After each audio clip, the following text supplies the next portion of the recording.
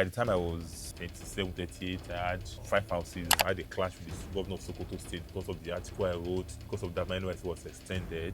I never believed I could make a first class. Second semester, I had a 5/5 CGPA. We have 15 projects now. I had to resign my job in PwC to go and face it fully. I finished that first project within 10 months or so. I sold it out within 2-3 months. Was the building completed? Foundation, I was And in you the already foundation. sold out? Yes. All the 4 units were sold out. Without a structure on it? Without a structure on it, like I was still in foundation. While that one was going on, I quickly went to buy another land. So I was developing the two of them together. 50 or 60% of our customers are diaspora Nigerians. I'll be traveling from Edinburgh to London tomorrow, where we just, just introduce to them the new project we have. The education will still remain a source of, a good life for a lot of people. All the social media brand we're talking about, apart from bad press, it doesn't stop me from living my life, because how will I now go and keep myself from, yes, I had one issue. How does this stop all the 99 good things I've done? So life happens, challenges come and go, but whether you are allowed to define your life, or you continue your life, take your lessons, and continue to be who you are. You are one of the deadliest strikers of Twitter. How many goals so far this year? Hi guys, so I'm currently at Edinburgh, Heriot Watts University, here to meet up with Suraj. He has given me a location for me to meet with him. A tweet I made just less than 48 hours ago. And here I am about to film an episode of how I got here with him. And if you like, don't shoot your shot. The worst you get is a no, right? So yeah, that's it. Shoot your shot and hope for the best. Thank you for honoring my invitation. I think less than 48 hours ago, I made a tweet asking for you to be on this particular episode of how I got here. So basically, the aim is to inspire people, educate, and inform them about possibilities of careers here in the UK. People come to UK with so many years of experience. We have bankers of about 20 years. They come here and they struggle with getting jobs.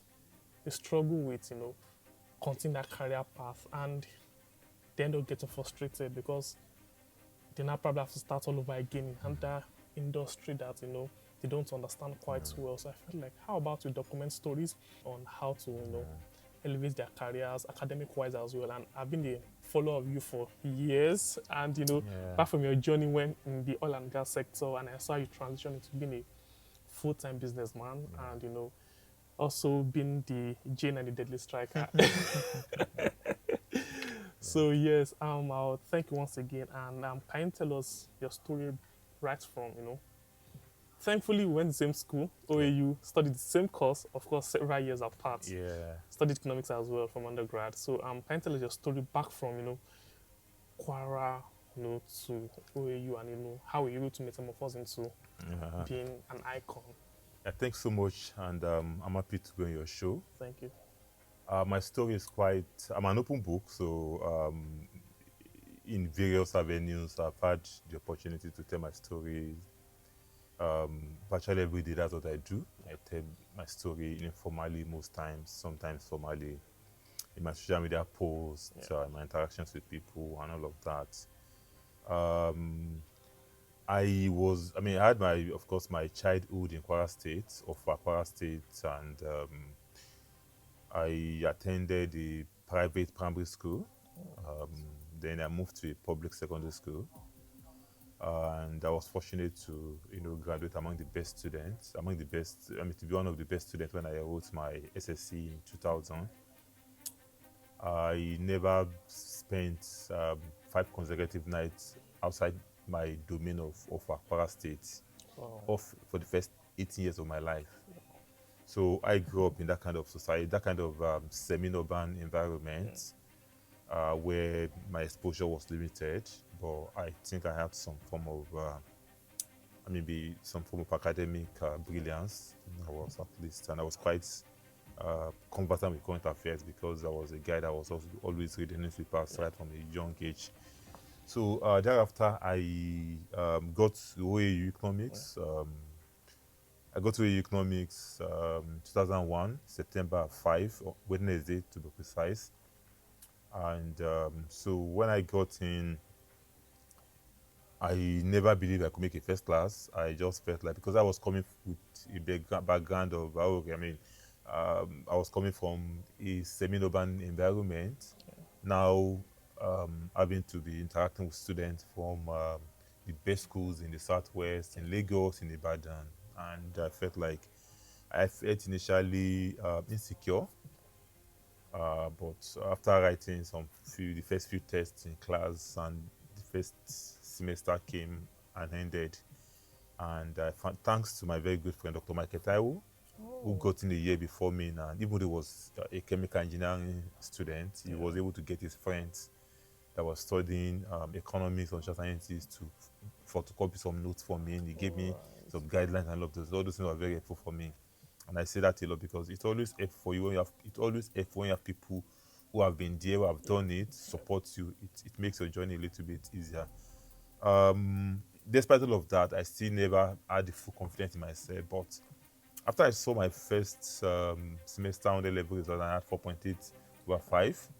And that was when I felt like, oh, this is the university everybody talks about. This is the OAU everybody talks about. That I came from the background of little exposure, and now one of the best, in the midst of about 100 students from different schools, top schools, the Queen's College of this world, the King's College of this world, the ISI Ibadan of this world, and some guys that had more exposure and better than I was. That gave me the confidence that I could do better. And the second semester, I had a 5 over 5 CGPA. I cleared A in all of my courses, and I ended year one with 4.9 CGPA. That was when I knew that I could do much better than I expected. And to God be the glory, I continued, and I was able to just maintain that, even though I had some shocks in like 200 level, I had some shocks, but the buffer had been able to build right from the time I was in junior years. Were able to just make things quite easy for my handed. I made the first class, and when I made the first class, I was happy. I was quite happy that a young man from Ofa, a young guy from Ofa, the first in the family, even though I wasn't, the most brilliant person in the family, but happy that at least making my family proud that they were producing the first class graduates. And Ife also opened my eyes to a lot of things, a lot of possibilities, a lot of exposure. I started knowing about job tests, knowing about interview. My final year, I spent it, going for seminars. Sometimes I would travel from Lagos. Now, all these virtual things were not there. If you wanted to go for a job webinar or job seminar, you needed job seminar, you needed to travel.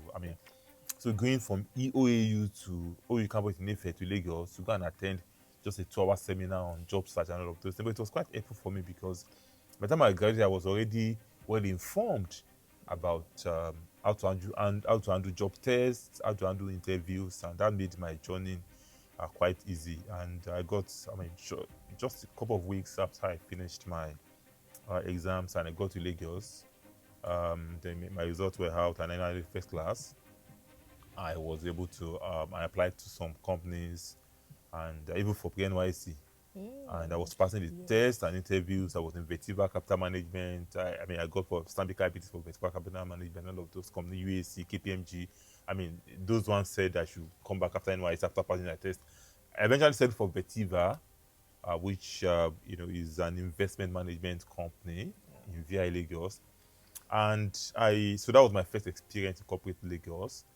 And I did some months there because unfortunately NYC posted me to Sokoto State, so I couldn't continue that job doing mine. When I went there, I taught in one local school, and sometime when I finished my NYC, I started applying for jobs again. And the first job, I was in the middle of a job recruitment processes of of a number of companies, Shell, Owando, a number of other companies, but the one that came fastest was Owando. Within 2 weeks after I finished my NYC, I wrote the test, I wrote the interview, and I got into Owando, and that was my beginning of my journey, precisely on 16th of June 2008.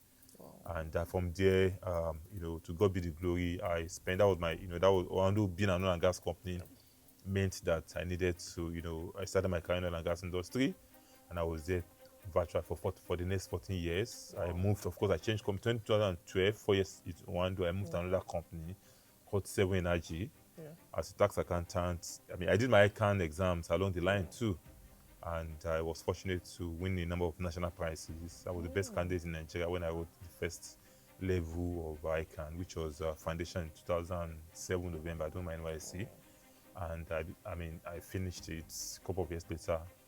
All the stages a couple of years later, and I got myself inducted. I became a chartered accountant, and the job I applied for in Wando was also an accounting job, and I started the accounting job. And sometime, in 2009 June, the CFO of the company then posted me to tax, and within the finance function, and I found myself doing tax. And thankfully, it happened to be turned out to be a blessing for me, because I saw an advert in the newspaper shortly after, precisely in October 2011.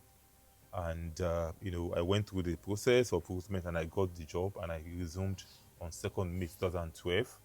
And that was how I found myself, in Seven Energy, a British, it comes out some British affiliation, and the Nigeria oil and gas. And I was there for the rest of my career, even though another company, Seven Energy, came to buy it in 2009. So there was some transition to 2019 rather, to transition to Savan Energy, and I grew.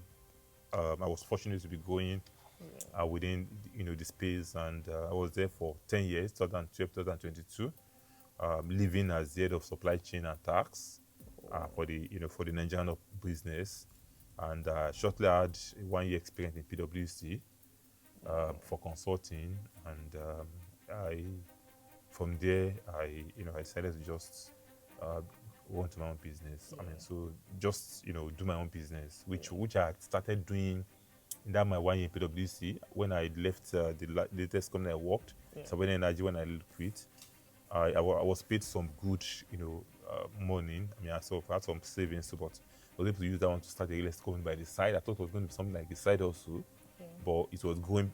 Thankfully, my reputation was able to be helpful to me, and the company grew beyond my expectation, and I found myself, the company going, and I had to leave my job in PwC to go and face it fully, and so that's how I find myself in full-time business now. Your career is very interesting. So you have an academically excellent background, and you are thriving as a businessman.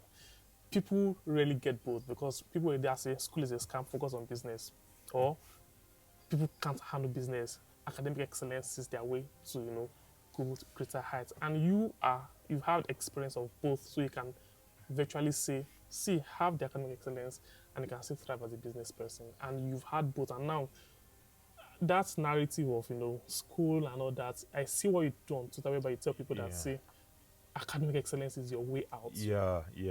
I say that a lot because I believe it's quite a relatively cheap and largely democratic way to climb the social ladder in Nigeria for a Nigerian from a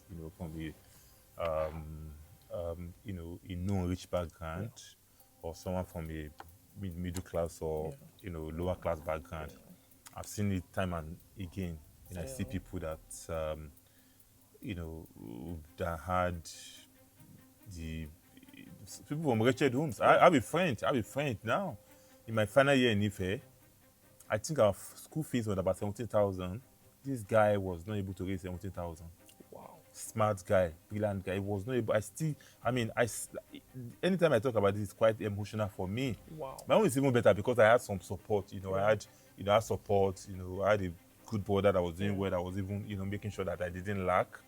But I had a colleague, I had friends.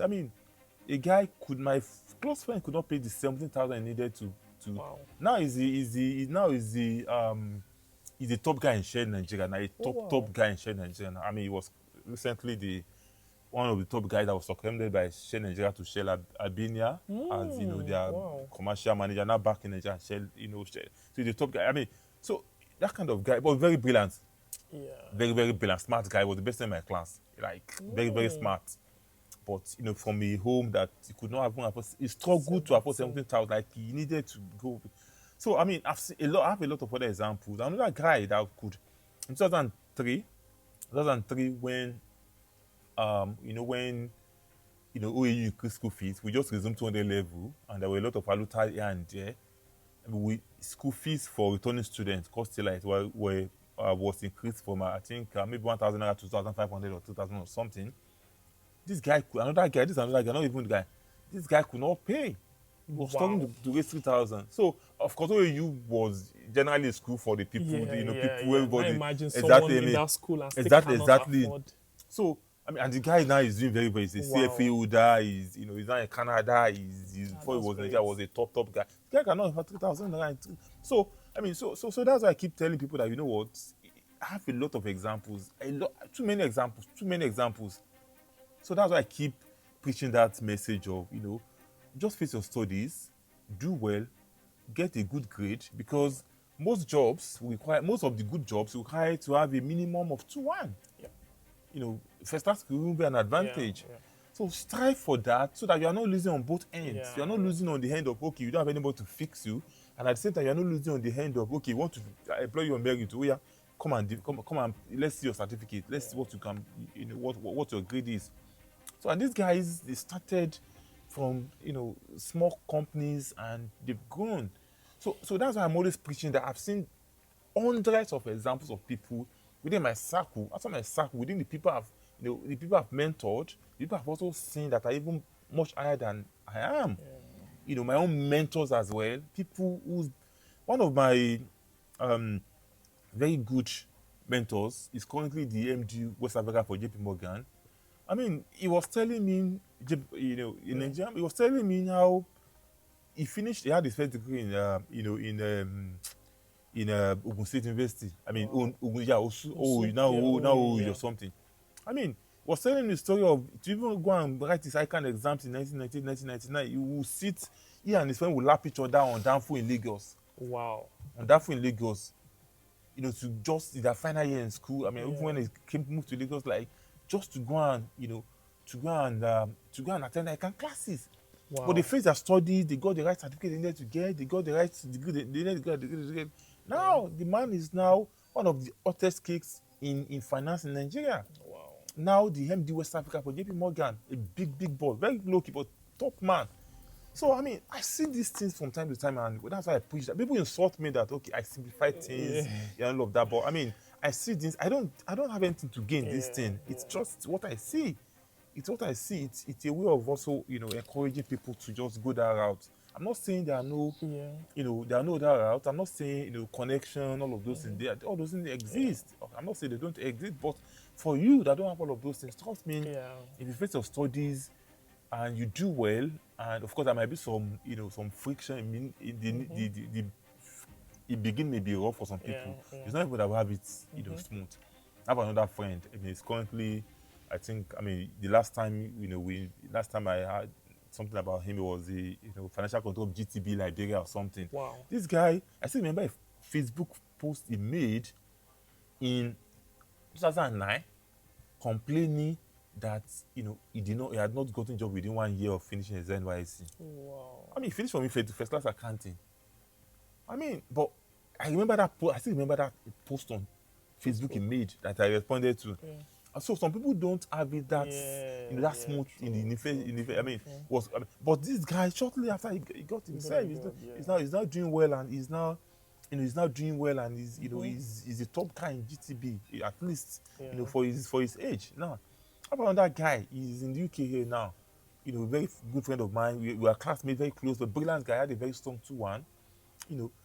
2 years after we had finished our NYSC, this guy still did not get a good job. Oh, wow. Sometimes even we that got job much faster, we don't want that to even, give me like 10K, 5K to just go and, even. But now the guy is in the UK now, doing very well. Before he left the UK, was doing well in the banking sector in Nigeria. So, I mean, but ultimately he had that opportunity to join the banking sector because, at least he had a 2-1. I was able to defend the when the opportunity came. Imagine if I had a first class or something else, the journey might be even rougher than how it is. So, I mean, there might be some challenge. Some of us are quite fortunate that we had it very smooth. I mean, 2 weeks after my NYSC, I had a job in Rwanda. Some of my people in my circle, some waited for 1 year, 2 years, but it doesn't. I mean, it's tough, but but most times I'm not aware of anybody in my circle that had a first class degree, that is not doing well today. Might not be the most lousiest. I mean, the lousiest of words. Yep. but they are doing They're well. doing well. So I mean, so that's why I preach that, because I see it every day. Even if you don't pursue that, career immediately, that your good grade will help you to get some good, opportunities abroad. Yep. Yep. Scholarships, it's easier for someone with the first class or student to get a scholarship than someone with a third class, or pass. So why not go for that, thing that makes your life a little bit easier? Whether you decide to go to the path of career immediately after school, or you go for the path of, scholarships abroad. Right. So that's why I always push that thing that, because I see this thing every day. I see it every day. Just setting an example. Yep. It's true. And I mean, so I've seen, there are so many things one can draw reference from, especially from your tweets. I see, people asking you questions and you reply them about, you even do training. I think you have this passion to just assist or help people. You do training on how to ace job interviews. Yeah. You help people. You also have the football thing that goes on by, you help those that also play football with you, take them to competitions and all that. So what's the motive behind, apart from, because being a full-time businessman is a full-time, it's a task on its own. So how do you ensure to, do trainings? You have mentioned several times that you like to teach. I've seen pictures and videos of, teaching people how to ace job interview. You're currently working on, like a training program on how to, for people in real estate as well and all that. So how do you balance all of these? It's like, because I'm like, how many lives do you have? Exactly. I think it's, when things are driven by passion, it becomes they become quite easy for you.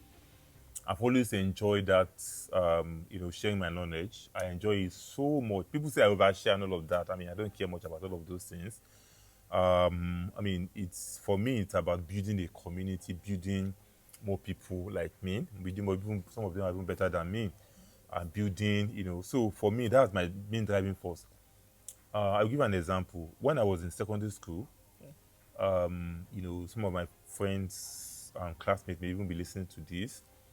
Any topic I understood, I would organize some set of, teaching for my colleagues, my classmates that did not get it. Not because of any financial gain, anything, just because I wanted to see them also pass like me. So I've always been that kind of, I was talking about, I was 14, 15 years that time. Wow. So I've always been that big guy that was liberal with, information, getting people, sharing with people, because it doesn't stop my own. It doesn't stop my own. So I've always been that guy, even from secondary school. I'll be bring my guys together, I'll be teaching them, explain to them, in the most basic of languages. So I got to Ife University. When I got to AU, second year, when I got to 200 level, from 200 level till I graduated, I was always taking 100 level people tutorials. Free at the Muslim students, even though Muslims come, MSS area or something. So I was always teaching them, because I was always, sometimes you see chalk, my boy Jeffrey help me after I can teach for like 3 hours. I remember there was a time we did one, it's 105 in OAU. I was in like 300 level or so, and I taught those people in class. I remember the last thing I had on the board, I taught them like 12 a.m. Taught them like 12 a.m. before we went to bed. They had that test or exam the next day. So when they were coming for that exam, they now saw, the same thing I had on the board, I had not even clean, was what came out in the exam. Jeez. That was even, I didn't have anything to gain from that kind of thing. I just felt like it cost me nothing for me to share what I know. When those students pass, they're happy, naturally. So that was it. So now, when I got my first job too, because so every stage I pass, I try to, pass on what made me to pass that stage. So when I got job, so when after all the experience I had searching for jobs, writing tests, writing interviews, everything I did, I was always sharing that thing on Ireland. Ireland was like the earliest, form of interaction among Nigerians that time. So I was always sharing that kind of that thing on Ireland.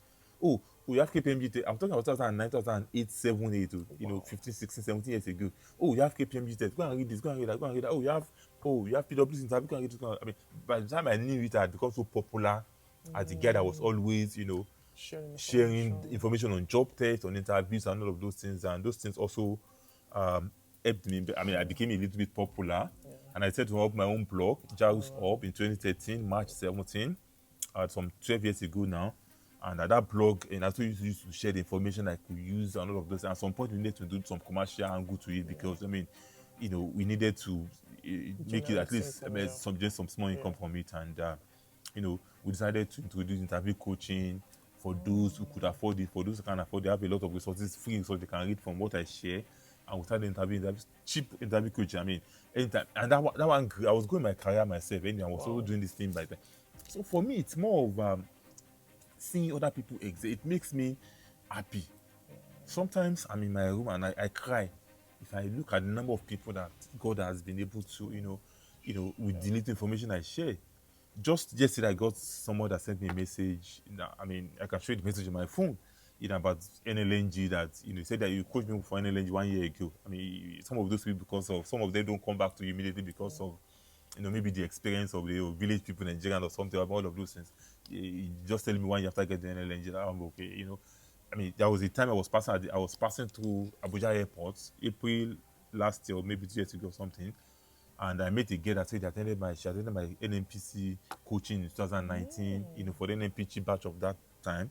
And she couldn't even, we charged 10K because, I mean, for me to have flown from Lagos to Abuja, at least my staff to go with me, we need something to just, cover the cost. So I introduced some small fees, my firm introduced some small fee to it and all of that. So the lady could not afford it, but I mean, come on, just enter. She came, she entered, and she got the job. Wow. And she now saw me 4 years later at the airport, 2023, and she was quite. I actually cried on that day. Like, I really cried on that day. Like, it was very emotional for me that somebody that could not afford, the 10,000 naira we were charging that time, 2019, is now working in, one of the best corporations in Nigeria. She was flying from Lagos. We met at the airport. She was flying from Lagos to somewhere, and she had, NMCC branded bag. And she was like, I can't remember you. Do you remember me? I was the lady that, you met, that came for your coaching on NNPC in 2019 rather, and you told me, I remember after you drilled me, you told me that this performance I did, if I could repeat it on that day with NNPC, actually, I was not going to get that job. You told me that, and I got in, and I'm now traveling. I just met her randomly. If I still meet her tomorrow, I won't know her. I mean, I'm very poor at identifying. If I still meet her tomorrow, that day, I actually cried on that day because, I felt like, oh, this little impact. Somebody that cannot afford 10,000 naira now working in NPC, possibly, started building. A lot of other examples like that. So that's for me is more important than, whatever. So that's my driving force. If I see that, okay, the same thing with the street guys on the street. I mean, the guys on the street, like, I give them the exposure. Some of them send me messages, Jarus, Jarus, Jarus J9. I've never had in my life, you took us to Abuja to go and play football. Wow. You took us to this. I'm seeing myself on television. I'm seeing myself on all of this. I've never thought, having that kind of exposure in my life, because of so that's for me. Whether on the street, whether in career, everything I do, I just try to make sure that, I just make sure that other people also, succeed. It doesn't stop my philosophy in life. Some of them have even gone way, way better than I am. I have a guy that sent me a message in 2012 when he finished, he studied accounting in Lautech. When he finished and, he was seeking some guidance from me. I still have that message he sent to me on my email. And I'll give him some small guidance, do this, do that. The guy now works in World Bank headquarters in Washington. Like a top guy that works in top, he's just 13 years later. So, so there are people that have even guided some of those things, and they happen to even do better. It doesn't cost me anything. Your own doesn't stop my own. That's my own philosophy to life, and I'm happy that I believe that posterity will judge. Yeah, definitely. What the little we are trying to do. So to the business side of things, so right now you're a full-time businessman, and I literally saw the transition because I knew when you were in corporate, and I knew how you were talking about real estate, like you had a building, how you have some tenants, and how I literally saw, and now I'm like, I saw this whole progression, and now you're now into real estate at least full time. And I can remember, was it last week when you listed some of the projects you successfully done, and I saw names like Inverness, Paisley, and like I know where this is came from.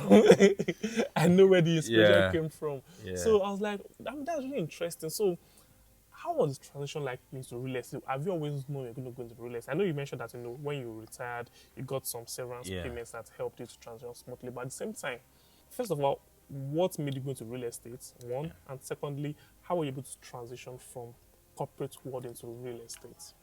Okay, let me start from why I went into real estate. So I've always been a property person. Like, I came from a society where one of the definitions, one of the hallmarks of a successful person is owning a house, owning a good. I mean, so I came from that kind of society. In fact, I remember shortly after I started working in 2008, my parents called me and said, "Come and buy land in Nofao. Come and buy land in Nofao. Hey, come and buy land in Nofao," and all of that. And so the very first bulk payments I was paid in my employment, my work in one bulk payment, not the monthly payment. In June 2009, I was paying 1.1 million. I sent the bulk of it home to offer that they should buy a land for me. My parents should buy a land for me, and they started doing the foundation and all of those things. And with the guidance of my parents, I was able to build the first house over 4 years. My time over 4 years, I mean, because I needed to do so. 4 years. It took me 4 years to build the house, but I was just sending money home. My parents were helping me to build it, and I finished it in 2013. So after that, I was still living during the course of that. I was still living in my rented apartment in Lagos. So I bought my first land in Lagos in February 2014, not far from when I was staying in my rented place. And I built my first house in Lagos too, small 3-bedroom bungalow. After that, I was growing my career. Of course, I wasn't going to be static anyway. I was growing my career. So my salary was increasing. That 1 or 2 bonuses here and there. Okay. And so after that, I built another house in Lagos. I bought one. That was either I was looking at one of my class WhatsApp group. Somebody wanted to sell a distressed property during 2019-20. Just a couple of few millions in my village. I bought that one too. I built another one in Lagos. I did one in Osun State for my mom's family. So I mean, by the time I was like 37, 38, I had like 4 houses, 5 houses, and virtually anybody that was coming to me, I was always using for small houses, not some big houses. I only got my big house in like 3-4 years ago. So so I had that kind of. So I've always been that kind of property person, investment, but I never thought of doing it for commercial purpose at the business. Now, so during COVID, I was working in PwC then. I was in PwC. I mean, after COVID. After COVID. So I was working in late 2020, mid 2022, and we were working from home. And after all the meetings office meetings from working from home, I was got tired. Doing break, I just went to sit on the bench outside. And when I went to sit on the bench outside, my tenant, that was living in my BQ, also came outside. He was shirtless. Like, he was a young couple that was working in the real estate space as a marketer and all of those, jama. He was very good, very smart young guy, was very good. We're not sitting on just 2 boys, me, landlord and tenant, just gisting on the bench, and the guys this is Mr. Jarus. This is he was just giving me gist about real estate, commercial real estate. He's been in the industry as an agent, so he knew he's a young man. They had the capital to do it, but he knew some stuff about it. Before I knew it, this boy is talking about is true. And I said, okay. And there was somebody that had been talking to me about the land behind me before. The land behind my house. I wanted to sell it. And I just remember there was someone that had been disturbing me for one land. I want to buy this land. I just called him shortly after and I said, Oga, man, this land behind me, I'm ready to buy it now. We negotiated and all of that, and we bought the house. I bought the land. I registered the company, Jarus Homes and Investment Limited. I made some tweets, paparazzi tweet around that in July 2022. And we started that was when I moved from Savannah Energy to PwC, and actually gave me some money that I used that one to start the building and all of those things, and some other money I got. I started advertising it online, Started advertising it online. People started paying deposit, and before I knew it, I sold it out within 2 3 months. Like the whole four units of our sold out. Have you beat the others at then, or it was just Of I had built. We were talking. Okay, I the, like the, built. the one you sold out was the No, no, building no. completed? Foundation. I was I doing already foundation. sold out. Yes. Wow. People had bought like. Thankfully, I had a reputation online. People trusted me. People knew me. That was Jarus has always been this. So all the 4 units were sold out Without a structure on it. without a structure on it. Like I was still in foundation. All the 4 units were sold out. Like people trusted me for Wow. foundation. Yeah. So while that one was going on, I quickly went to buy another land. I started another one. Started marketing that one. So that one too, was selling. So so I was developing the two of them together. Funds were coming in. I was also injecting funds, and before I need it, I was just moving from one project to another, and the whole thing blew within that short period of time. I finished that first project within 10 months or so. The second one too was almost finishing. When the thing was blowing, I had to resign my job in PwC to go and face it fully because I felt like I couldn't, and this needed some because I didn't want to make that good face. Okay, so I started moving from one project to another. Before I knew it, I had, a big, so we have 15 projects now. Within that, between 2020, that's 3 years now, 2022 to 2000, not even 3 years, it'll be 3 years in July.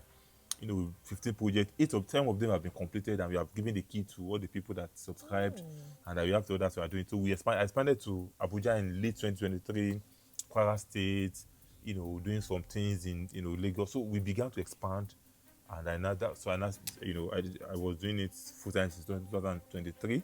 And for the names of how did I get all those names? And of course, Scotland here. I think my first visit to the UK was to Scotland. Right. So about 12 years ago, 2013.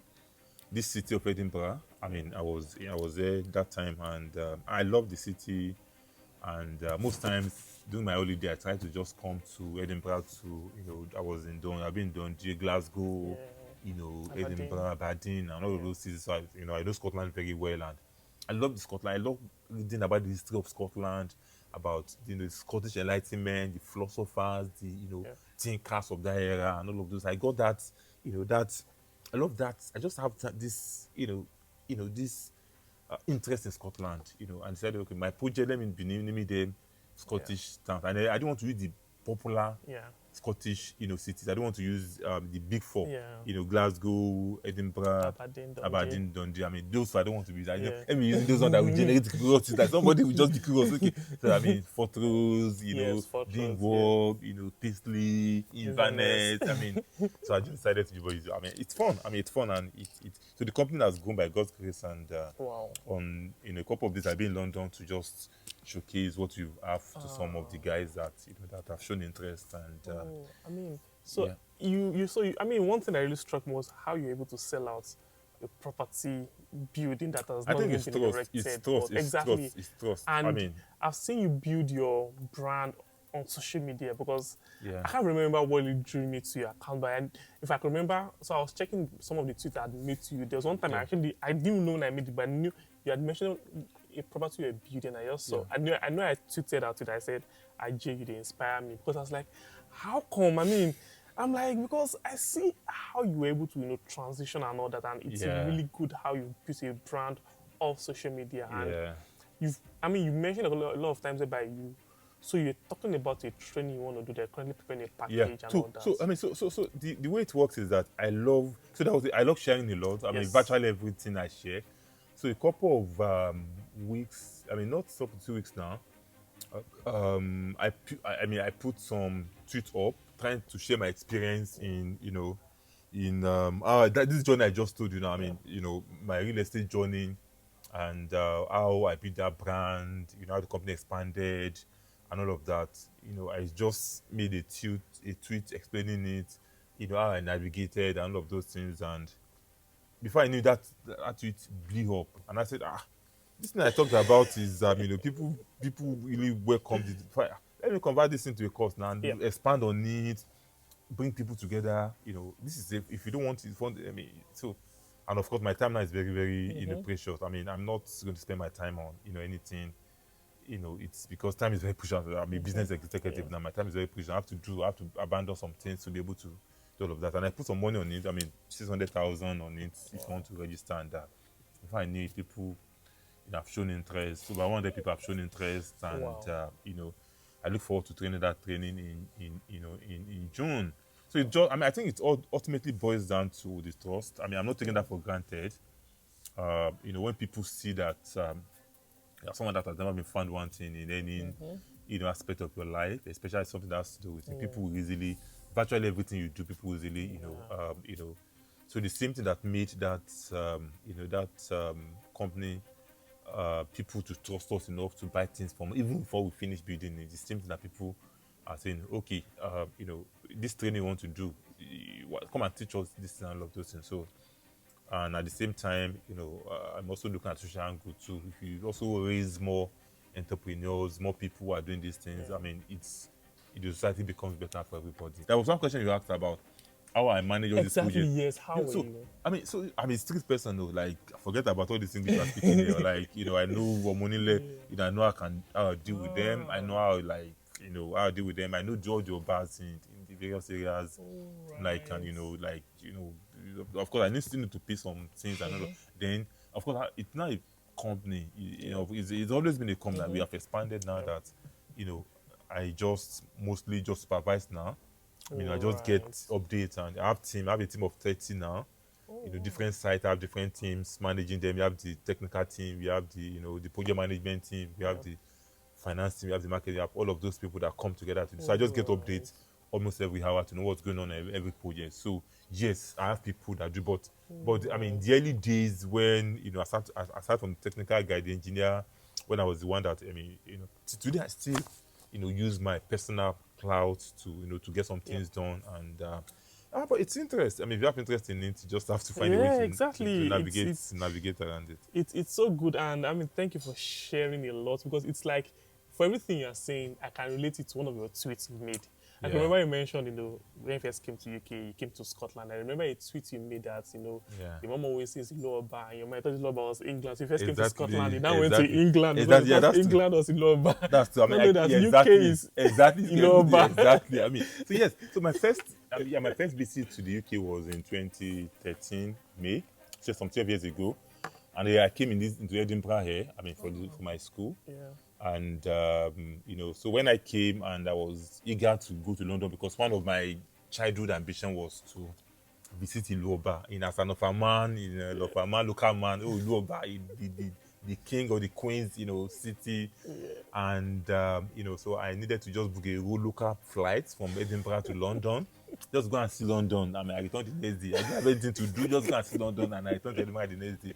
Not knowing that even Edinburgh that I was is also Iloba. I mean, I didn't need to go to London. Even the Queen died in, was it Aberdeen or something? So you have seen Iloba. All of the entire UK to Iloba. I mean, I just felt like I needed London too. Yeah. But it's fun. So, it is. So that was my first visit to the UK, to London. That's I mean, today I think it's perhaps my second home. Thank you so much. And so let's talk about, I mean, just shortly touch on your other things that you do for fun. You are one of the deadliest strikers of Twitter.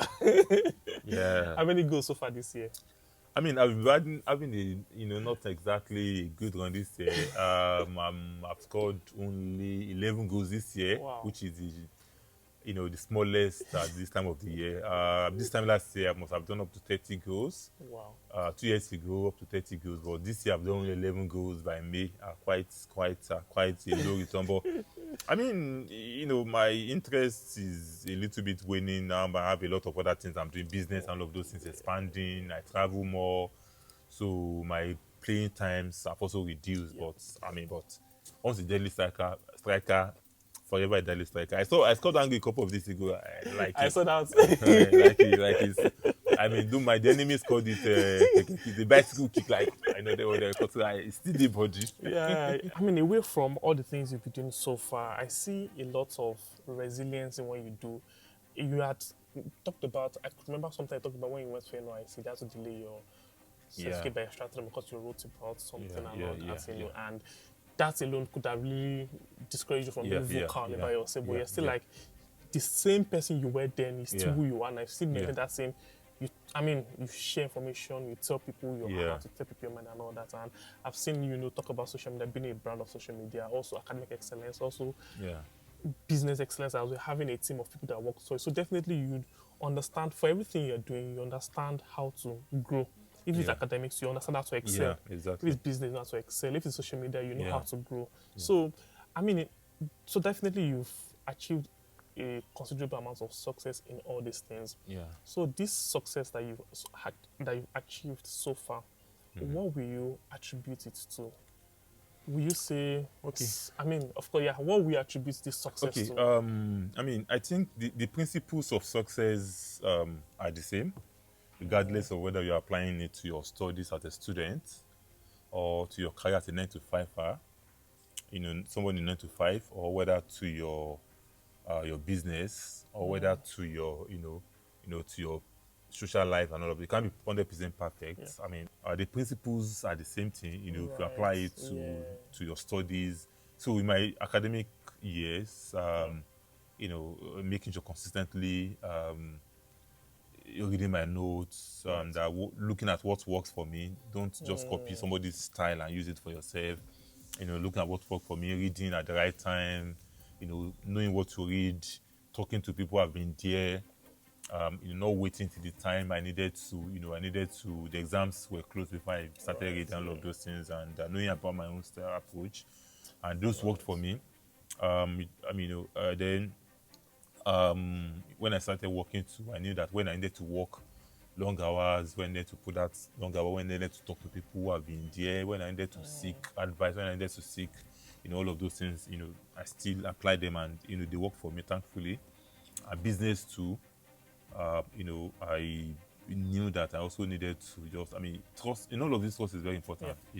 Trust is very important. And that's one thing that I think has really helped. I'm not taking it for granted. My life is like an open book. I've always been a public figure, a public person for almost 20 years now. Right from the time I was on Ireland, people knew me as the guy that was always selflessly, sharing information. I've been involved in a lot of activities. I've never been found wanting, and people felt like, okay, I think this guy, we can trust him, and that has what has been in virtually everything I put into it. People still flock around me on, social media. I respect a lot of them, and that's because they know that this guy gives value authentically. Like try to be authentic. I would like to be authentic myself, and all of those things. And so the principles are always. Of course, challenges will always be there. Yep. You cited the example of the my NYC year. I had a clash with the governor of Sokoto State because of the article I wrote, and because of that, my NYC was extended.